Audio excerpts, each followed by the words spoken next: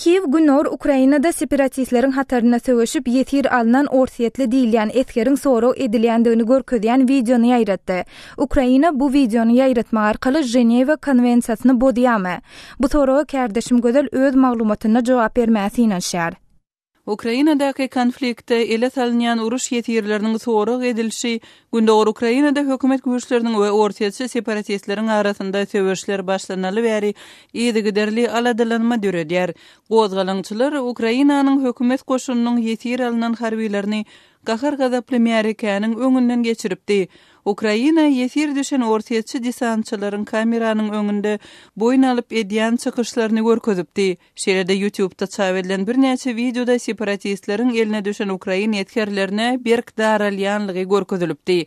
Şu hepdere Kiýewiň separatistleriň hatarynda söwüşen ortaýetli gaýdalýan iki harby gullukçyny ýetir almagy Ukrainanyň harbiýlere çemeleşmekde Ženewa konwensiýasyny bir jaý edýänligini ýene-de soraga astyna goýdy.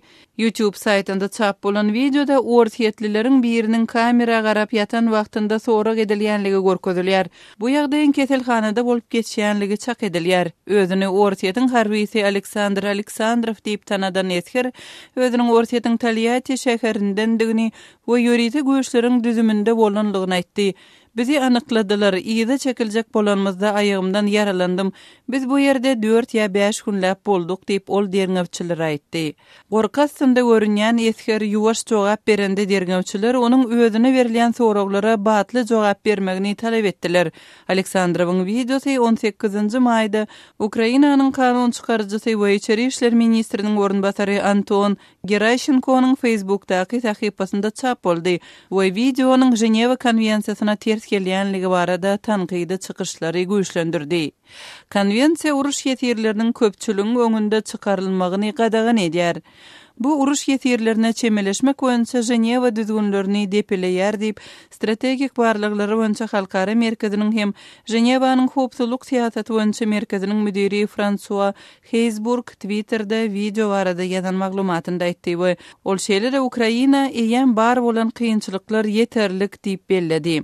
Kiev, NATO we Günbatyr hökümetleri videonyň Moskwanyň gozgalançylary, harbiýler, ýaraglar we türgenleşikler arkaly goldaýanlygyna şüphe goýmaýan bir subutnama bolanlygyny aýtdylar. 18-nji maýda Orsiýetiň Goranmak ministrligi Aleksandrowyň we ýesir düşen beýleki harby Yevgeniy Yerafeýewiň Orsiýetiň goşunynyň düzüminde gulluk edendiklerini emma ýesir düşen wagtynda gullukda bolmanlygyny aýtdy. Kärdeşim gözeliň taýýarlan maglumatyny dinlediňiz. Azatlyk radiosyny indi dünýäniň tunein.com internet radio ulgamy arkaly hem göni efirde dinläp bilersiňiz. Radiomuzy tunein.com saýtyna girip gözlük bölümünde Azatlyk diýip ýazyp tapyp bilersiňiz. tunein.com ulgamynda türkmen dilinde maglumatlary berýän Ýeketäk radiony Azatlyk radiosyny dinlemäge çagyrýarys.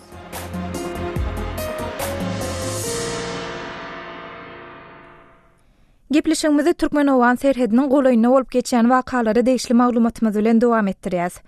Owansanyň Türkmenistan bilen serhetleşýän marça etrafynda söwüşçüler ýene bir harby postuň kontrollugyny öz gözegçiligine geçirdiler. Bu wakada bir owan eskeri helak boldy. Bu Türkmenistan bilen serhetleşýän Batkyz vilayatynyň marça etrafynda soňky bir aýdan gowrak wagtyň dowamında owan hökümetiniň ikinji harby postunyň söwüşçüleriň kontrollugyna geçendigini aňladýar. Kärdeşim Muhammed Tahir Türkmenowan serhedine ýerleşýän marçagyň ýagdaýlary barada ýerli komandirleriň biri bolan Döwlet Ağa bilen söhbet Döwlet Ağa marçakda uruşlar täzeden başlapdyr diýip eşitdik. Soňky ýagdaýlar barada maglumat berýärsiňiz. Bizleriň bir gyslamda uruş boldy, bir postumyzy talepleri sukut berdiler. Takriban onuň içinde bizler 10 nefer esirlerimizden, goýjywalarymyzdan şehit berdik. Mundan bir takriban bir 20 gün bir aý öňürek. Hawa. Mundan bir 4-5 gün öňünden bäraman bir heptarak bolýar. Bir yerde katı uruş vardı bir yerde. Sol katı uruşların üstünden bir yürü kömekam geldi bize. Sonunda da bolman başartman bir postumuz yanından sıkıt verdi. Onda bir neferimiz şehit verdik. Başka eskerlerimiz salamatlıkla çekip aldık.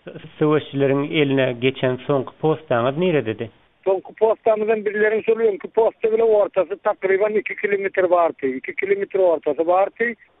Sonku postamızın sonun ilk tarafındaydı. O vaka haçan oldu dediniz? O vaka hud düğünün önünde bulduk. Düğün saat 2 gecelerinde buldu. Eskerlerden posttan çekip aldık. Mecbur bulduk postamızı vurup yıktılar. Rakip bile top bile daha çekip vurup yıktılar. Bu eskerlerimiz kenabaları ya rahat kalmadı. Sonuçta men eskerlerimizi çekip aldık. Bir nefer şehit oldu. Başka neferlerimizi barım çekip aldık sağ salamat. Şu yankı postanız hayfi ova deyirleşýärdi. O Likovan o tarafındadı. Adi fakat söyledi tumşuk diyor. Ne bilirler ne namazdan number çar posti number çar diyorduk.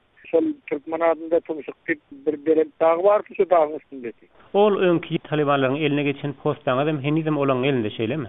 Henüz olan elinde. Bu şu postanızda olan elinde. Dünkü alınan olan elinde. Häzir onda sizin marçakda näçe postanız kaldı öz elinizde? Marçakda şüphele 2 postumuz 2 karargahımız var. Şu ön arada marçağa girip gelen yerlerinden iyine çekilmendir de olar şeyle mi onda? Yok öte köpeldi. Şüphele ta 500-600 nefer köpeldi. Tamam Pariyat taraftan tamam Batıgı taraftan hem Talibanlar yığılıp gelip şüphele 500-600. Hani şu halat hazırım men sizinle gepleşmene. Ondan bundan vaktim yok diyene. Mecbur sizin joga sowalyňyza megerim jogap aýtsam, şonçalyk wakdym ýok demen. Birlerde muhabaradan telefonuny elim boşanyp. Kardeşim Muhammed Tahir'in geçiren söhbetdeşligini dinlediňiz. Adatlyk radiosu marça etrawynyň ýyly ýaşulysy bilen habarlaşyp etrapdaky ilatyň ýagdaýlary barada hem söhbetdeş boldy. Marçakly ýyly ýaşulysy Hacı Muhammed Emin yerli ýaşaýjylaryň gadaplykdan gaçyp Türkmenistan terhediniň goloýuna barandygyny, emma Aşgabatyň olara himayet bermeýändigini aýdýar. Ol bu barada Kawulla habarçymyz Şamerdanguly Murada gürrüň berdi. Men özüm Emin ýyly ýaşulysy Marçakdan. Çoğu Marçakta Çarxap diyor, Atarova diyor, Aşaqova diyor, Aşaqovadan. Marçakta häzir ýagdaý nähili, näme kynçylyklara duş gelip durdyňyz? Marçakta ýagdaý 3 günden bäri Taliban gelip kışlagy aldy, hemme ýerini alyp nerdim göçürdi, kışlalardan çykardy, birini teri çykdy, birini teri hazır kışlagda ýar Türkmenistana göçdi, derbeder teýara 3 günden bäri gelip bombard edip Marçagy. Talibanlar şu 3 obanyň üçüne mi aldy? Aşaqovan aldı, Çarxaba Talibanlaryň elinde. Aşaqovan aldy, Postaba, Kituleyba, Tasarovada şüphele uruş gidip Tasarovada ýekin nerdim gözi harap. Türkmenistana geçti diýdiň. Türkmenistan kabul etdimi gaçyp geçenleri? Bir derýadan geçdi, gotaýda bir derýa bar, jeňelin içinde biz oň sinne geçip bilen oň aňyrsına goýany oň sallat. Derýadan aňry hança adamda geçendir bärden? Takminen bir derýaň aňyr ýüzünde, bäri ýüzünde kıralarda takminen bir 900 öýlü geçendir. Uçaklar näçin bombalýar sizi raýat adamlary asuda ilaty? Talibanlar var şu taýda, Talibanlar süýdi bombalaydy, Talibanlar var şu taýda.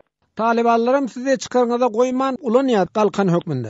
O Talibanlar biller sıfar edenleri sıfar edip olalarım geldi o anla bir çüyşe alanda, köy alanda, nereden derbeder, tika 3 günler nan yok, zat yok, tika boldy.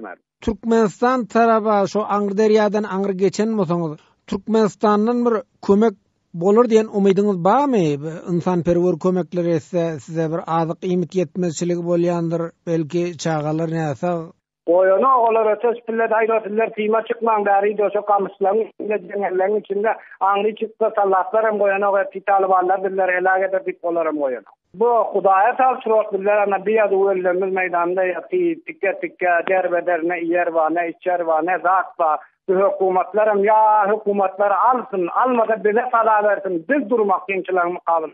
Ona meden noktalar Cenab-ı Merdemi üstüne bam kemennu dip bir dadet to, urdu dip bir dadet to, serhat dip bir dadet to, 4 teýara 3 günden nar okatypdy. Eger men getmanlanmasam Türkmenistandan habaram Türkmenistan näme diýär. Siz özüňiz Türkmenistanyň serhetçileriniň ýol başçylaryna ýüz tutup gördüňizmi? Pena berseňiz bize, kömek etseňiz bize häli şeýle ýagdaý başymyza gelipdi diýip. On sapar müňlerce saparlar baryp aýtdylar, öte goýan okuzakdan olara mato gelmän näme olarda türkmençilik ýok billere kömek eder.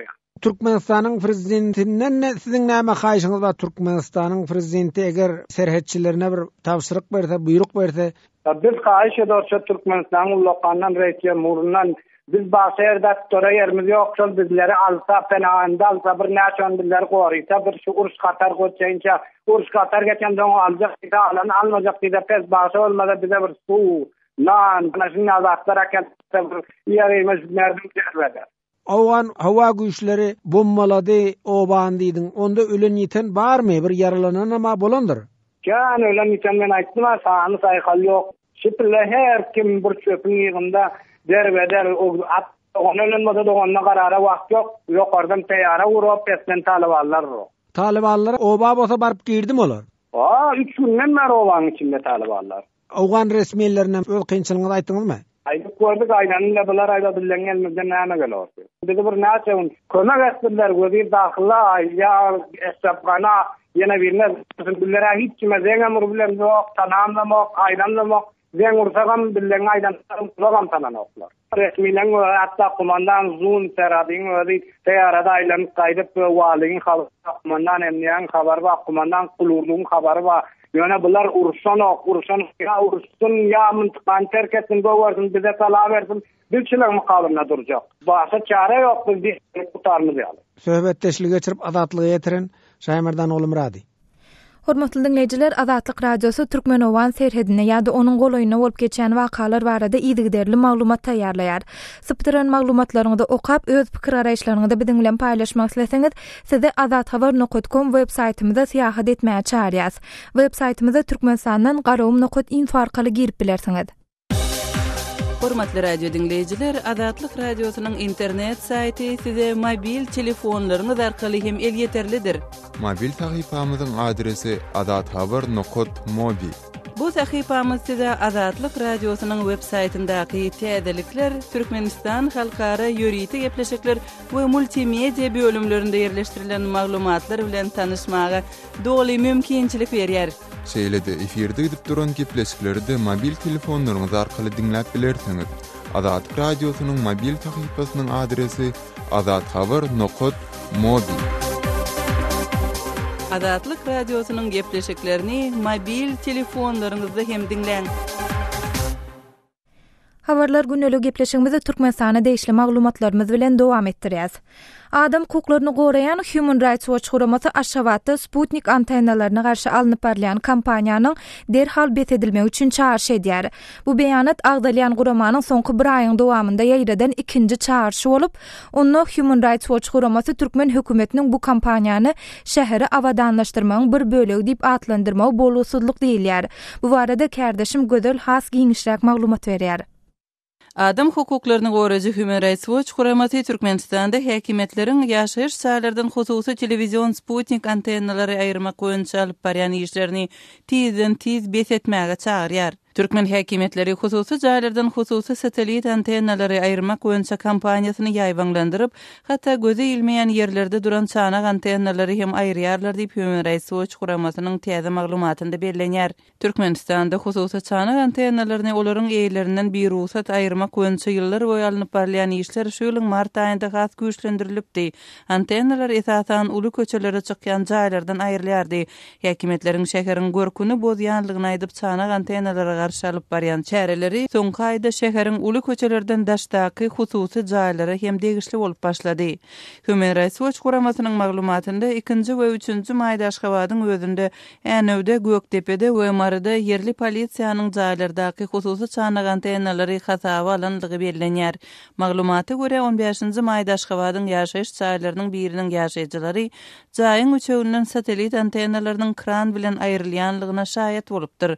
Bu iş amala şeriyanlar özlerini tanatmandyr ýaşaýjylara satelit antennalaryň aýryljagy barada hem öňünden hiç ýeri duýduruş berilmändir. Käbir adamlar öz çanak antennalarynyň aýrylýanlygyny diňe telewizion signal ýeten halatynda jaýyň üstüne çykan soň bilip galýarlar. Käbirler öz antennalaryna ziýan ýetmeginden howatyrlanyp olary özleri aýrýarlar diýip Human Rights Watch guramasynyň maglumatynda bellenýär.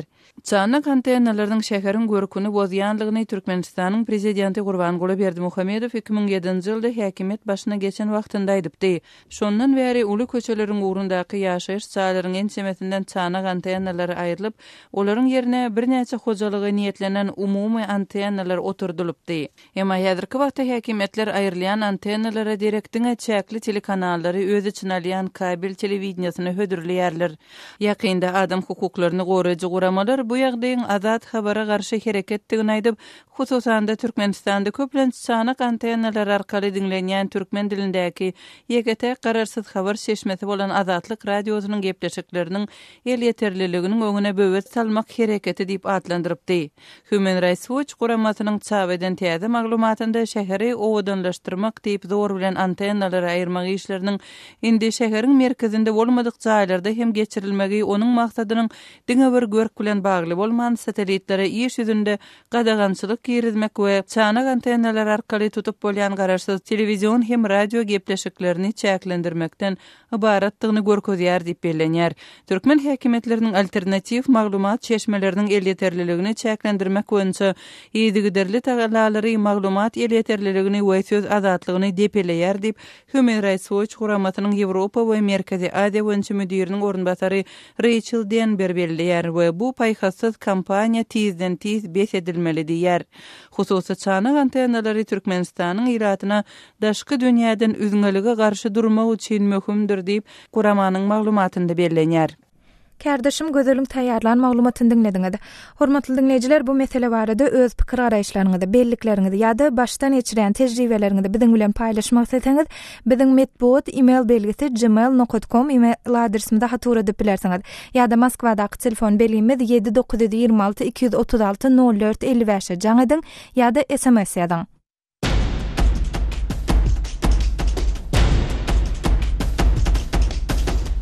Azatlyk radiosynyň Azatlyk TV bölümi indi YouTube internet saytynda hem işläp başlady. Sahypamyzyň sallasy youtube.com/azatlyk online. Azatlyk TV-niň YouTube-daky sahypasynda Türkmenistanlylaryň, dünýä türkmenleriniň durmuşy bilen bagly resmi metodda görkezilmeýän gyzykly we täsirli video ýazgylary, sesli şekilleri görüpilersiňiz. Şeýlede Azatlyk TV'de tegelik stol söhbetleşiklerini milli we dünýä medeniýeti bilen bagly taýýarlanan materiallary hem tomoşa edip bilersiňiz. Ýatlaýar, bizi YouTube saytynda gözlek bölümine Azatlyk TV sözleri girizip tapyp bilersiňiz. Azatlyk TV tomoşaçy, gollawçy bolmagy çağırýar. Bizi izlerlen, bize ýazylyň. Azatlyk TV.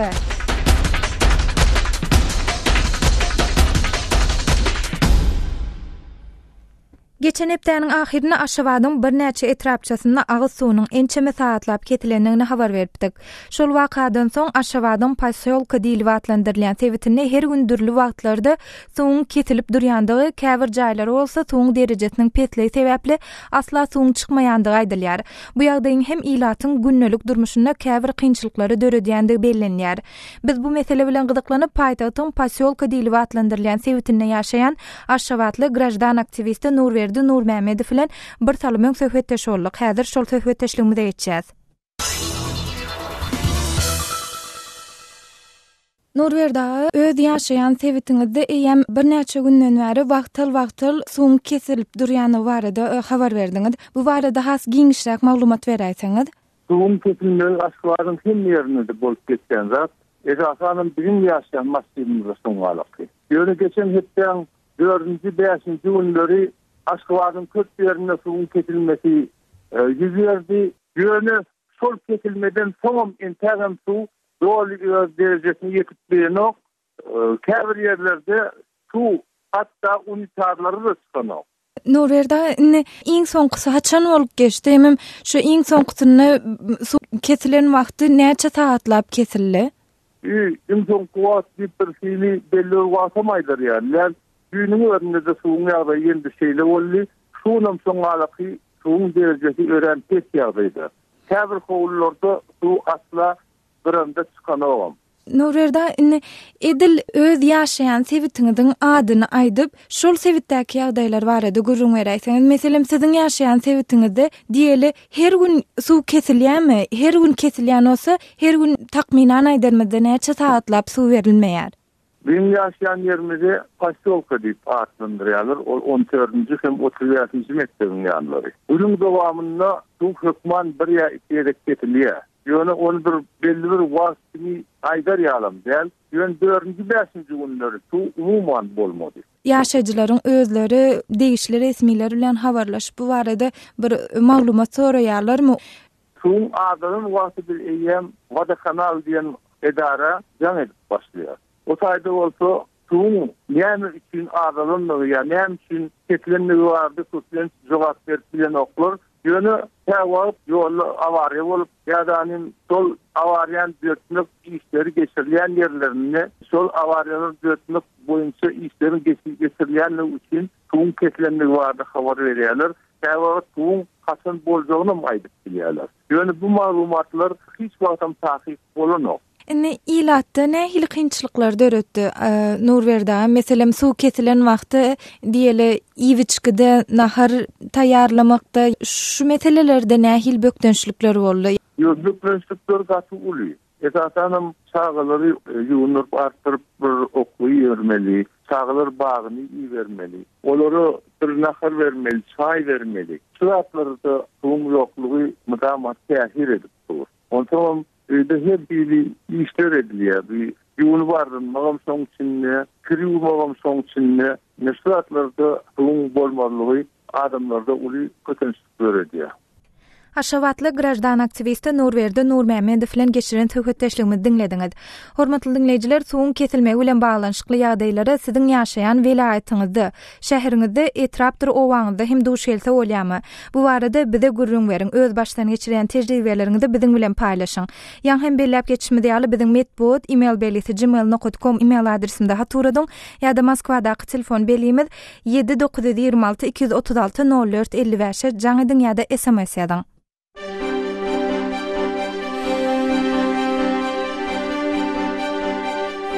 Qadarly dinleyijiler, siz Azatlyk Radiosyna informasiýa, maglumat bermekçimi? Zey diýsen zey wasyp ýatyr, ot diýsen ot wasyp ýatyr. Neber suwun gadyň barýan yerleriniň işini var çeýreden atda. Her getdanyň bir toniýa 500 kilo palta alýandyr, ýaşonam alýan näler soradım. Şikaýatyňyz barmy? Bizde deputat saylanandan biz onu tanamyz ýok, kimliginden bilemiz ýok. So deputat adamy tanamyz ýok, hiçle kömegem ýok. Derdiňizi köpçülüge ýetirmekçimi? Itiň gymmatlymagyň sebäbim şu meydanlarda mallar hor diýip gurrunma. Biziň Moskwadaky 7 926 236 04 55 nomerli telefonumyza jaň edip sesiňizi, eger biziň jaň etmegimizi isleseňiz, öz nomeriňizi ýene bir gezek gaýtalýar. Moskwadaky 7 926 236 04 55 nomerli telefonumyza galyp hem SMS ýollap bilersiňiz. Azatlyk Radiosynyň Skype adresi Azatlyk Radiosy goşulyp ýazylýar.